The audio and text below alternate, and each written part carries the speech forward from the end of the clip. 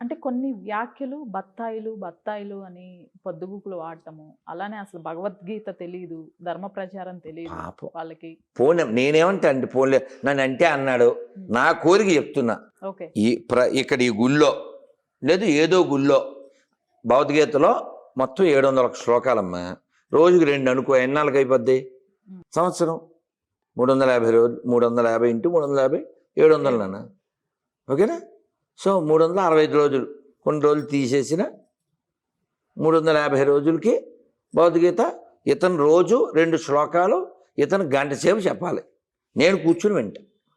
ఏడు అర్థమవుతుందా? సంవత్సరం పాటు నువ్వు చెప్పిన వ్యక్తి భారతదేశంలో గుళ్ళో కూర్చుని 2 శ్లోకాలు అతను చెప్తే నేను వింటా.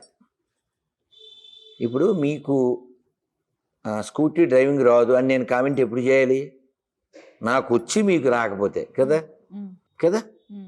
భగవద్గీతలో 2వ అధ్యాయంలో 13వ శ్లోకం నా ఫస్ట్ లెక్చర్. నేను చాలాసార్లు చెప్పాను, మళ్ళీ చెప్తున్నా. దేహినోస్మిన్ యదా దేహే కౌమారం యవ్వనం జరా తదా దేహాంతర ప్రాప్తి ధీరస్తత్ర నముహ్యతి. ఏమిటి దీని అర్థం? నేను చెప్తాను. 2వ అధ్యాయము 13వ శ్లోకం. నెంబర్ చెప్పాను, శ్లోకం చెప్పాను. అర్థం ఏమిటి? ఆత్మ ఒక శరీరంలో ప్రవేశించిన తర్వాత బాల్యము, యవ్వనము, వృద్ధాప్యము ఎలాగో చావు అనేది కూడా ఒక మార్పు. ఈ మార్పుని స్వీకరిస్తాడే అతన్ని ధీరుడు అంటారు. ధీరస్తత్ర నముహ్యతి. Who is not bewildered by such a change is called ధీర అంటారు కృష్ణుడు. కాబట్టి అటువంటి ధీరుడుగా ఇతను కూడా మారాలని నేను కోరుకుంటాను. ఇతనికి భయం లేదు కాబట్టి అతని సొంత దేశానికి, మాతృదేశానికి మనం పిలుస్తున్నాం. నెంబర్ 1, త్వరలో అతను భారతదేశానికి రావాలి. We are all welcome.